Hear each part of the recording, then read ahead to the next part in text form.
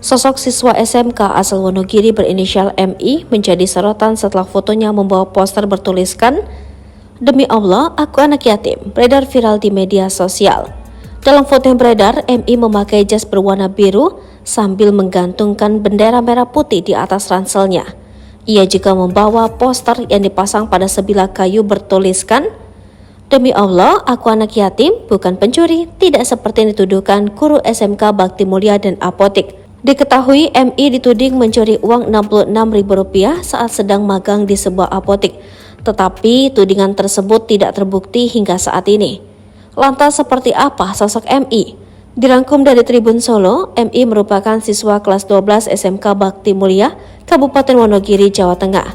MI adalah seorang anak yatim yang selama ini tinggal bersama keluarga besarnya di Kabupaten Wonogiri. Sejak ayahnya meninggal, MI dirawat dan disekolahkan oleh paman dan saudara-saudaranya. Paman MI, Ahmad Fadilah, selama ini menjadi wali muridnya di sekolah. Kepala SMK Bakti Mulia Wonogiri, Sutardi, menjelaskan, permasalahan bermula ketika MI magang di salah satu apotik yang berada di Kabupaten Wonogiri.